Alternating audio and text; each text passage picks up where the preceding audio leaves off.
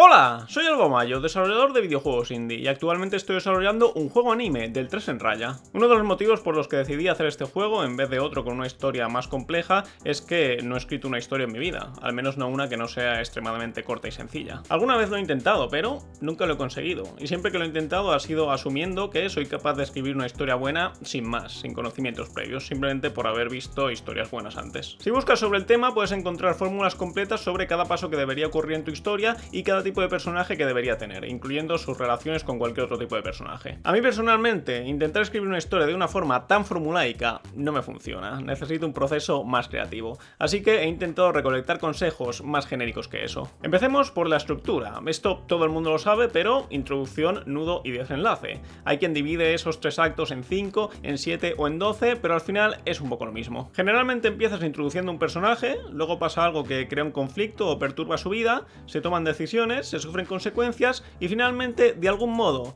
todo se resuelve. Antes de empezar a escribir la historia, conviene que tengas al menos una idea de cómo van a ir esos 3 actos, o por lo menos dónde va a empezar y dónde planeas que termine. Hay escritores que planean la historia completa al principio, antes de empezar a escribir siquiera el primer capítulo, y hay otros que prefieren empezar a escribir y ver a dónde les lleva. Yo no tengo claro dónde estoy dentro de ese espectro. Por un lado, me da mucha ansiedad empezar a escribir sin tener claros todos los puntos de la historia, pero por otro, me sale mucho más natural empezar a escribir y ver a dónde me lleva en vez de intentar planearlo todo desde el principio. Si quieres hacer una historia particularmente profunda, te interesa que la historia tenga un tema. Aunque hay muchas formas de intentar entender lo que es el tema en una historia, para mí la que más sentido tiene es una pregunta que se explora a través de los personajes. Por ejemplo, un tema que se usa muchísimo en videojuegos es si la libertad es más importante que la seguridad, y entonces tienes el bando de los rebeldes caóticos y el bando del gobierno autoritario. Una buena exploración del tema no debería simplemente decir que la libertad es mejor y los rebeldes son los buenos y los autoritarios los malos, sino que debería enfrentar a personajes con diferentes opiniones a situaciones que desafíen sus ideas. El tema de una historia no tiene por qué ser tan claro, y normalmente no lo es, o hay más de un tema, pero cuanto más claro lo tengas, más fácil es saber por dónde debería ir la historia y los personajes. El principio de la historia es particularmente importante porque no solo tienes que presentar de qué va a ir la historia, sino también convencer al público de que va a merecer la pena. Si tu historia va a ir de investigar asesinatos, idealmente la historia debería empezar con un asesinato o en la escena de un crimen. En la mayoría de casos es más agradable saber desde el principio cuál va a ser el género de la historia que no tenerlo claro o incluso pensar que va a ser otro género y luego darte cuenta de que no. Tampoco puedes esperar que la gente tenga paciencia hasta que la historia se vuelva buena, porque no es un tema de paciencia, es un tema de confianza. Si al principio de la historia es aburrido, ¿por qué no iba a confiar en que la historia va a seguir siendo aburrida? Si es lo que estoy viendo, una historia aburrida. Si tu historia no va a ser aburrida, tienes que hacérmelo saber desde el principio.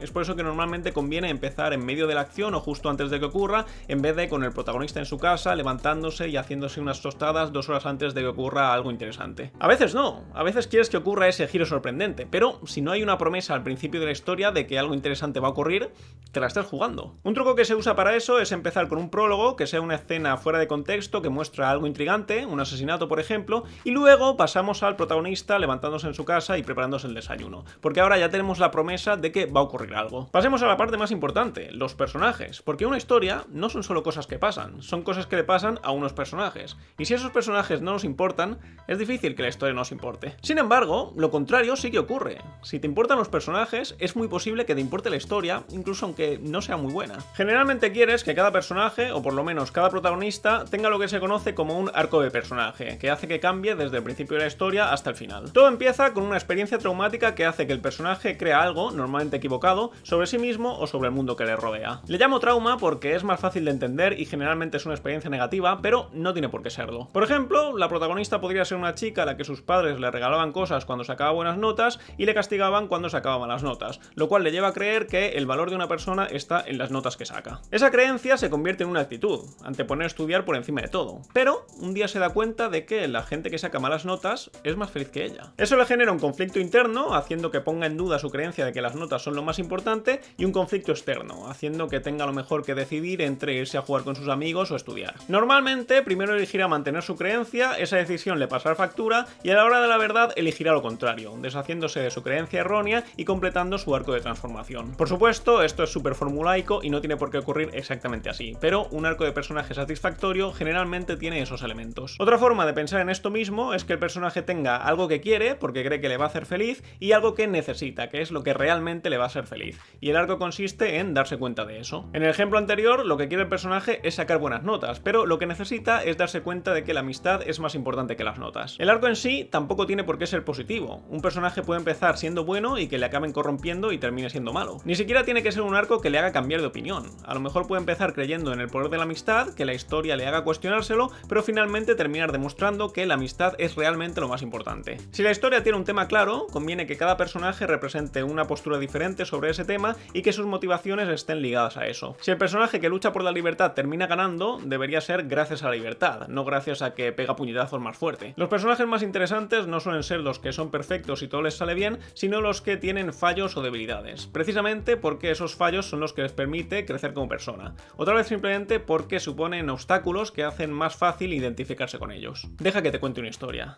Es la historia de un hombre que no quería tener que pensar en qué comer varias veces al día, y luego encima tener que perder tiempo cocinando y limpiando. Ojalá, pensó ese hombre, que por cierto era muy apuesto y muy inteligente, ojalá existiese una pastilla que te la puedes tomar y te quite el hambre y tiene todos los nutrientes de una dieta sana. Ese hombre era yo. Y esa historia no es ciencia ficción, aunque en vez de pastillas son batidos. Con los batidos Plenty Shake puedes sustituir cualquier comida de forma sana sin tener que cocinar. Tal vez solo quieras sustituir una cena ocasionalmente, o tal vez no quieras volver a probar sólido. Con los batidos Plenty Shake puedes hacerlo. Yo llevo años tomándolos y no me canso de su sabor chocolate. Si vives en España puedes conseguir los tuyos desde esjoy.es y si vives en México también puedes conseguir los tuyos desde esjoy.mx. Links con descuento en la descripción, vídeo patrocinado. Un punto clave para que una historia sea buena es que el público tenga siempre una idea, aunque sea vaga, de hacia dónde está yendo la historia. Una historia buena no consiste solo en que le pasen cosas a personajes, sino en que esas cosas estén yendo en una dirección. Si da la sensación de que están pasando cosas porque sí, para que la historia avance en algún sentido, pero no sabes hacia dónde,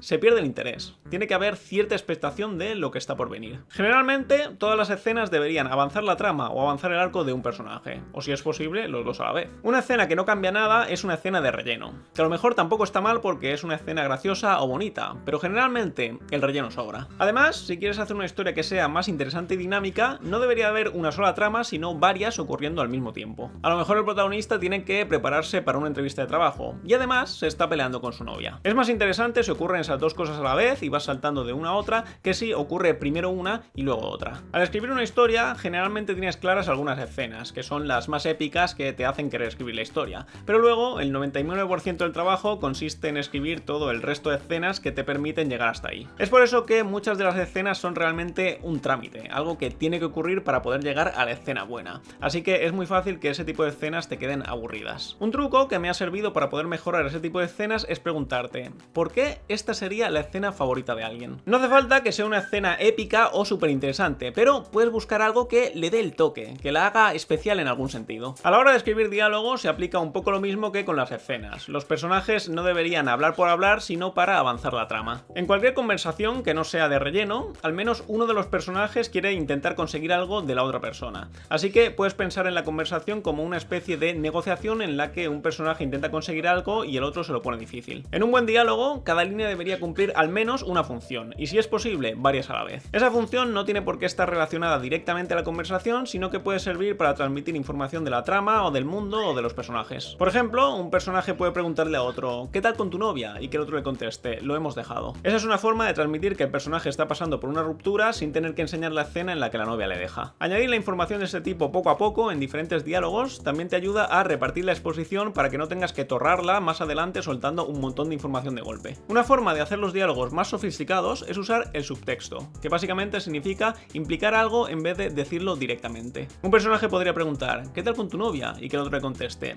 mal, lo hemos dejado. Eso sería cero subtexto, te están diciendo literalmente lo que ha pasado. En cambio, si lo que contesta es, prefiero no hablar de eso, sigues entendiendo que se han peleado, pero queda un poco más interesante y natural. Por supuesto, si te pasas con el subtexto, nadie va a entender la historia, pero basta con un poquito. Piensa que en vez de decir 2, es mejor decir 1 más 1.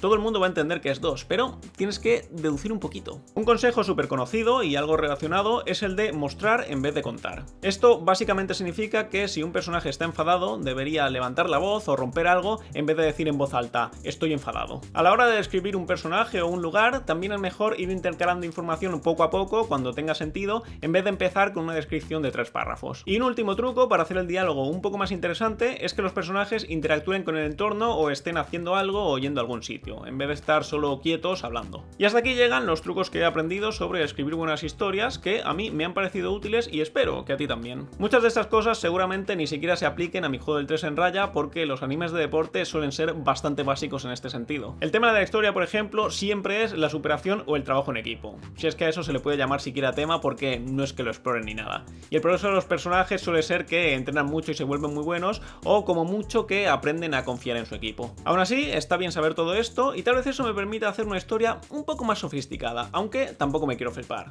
algo que es bastante típico en mí. Eso es todo de momento, suscríbete y nos vemos en el próximo vídeo.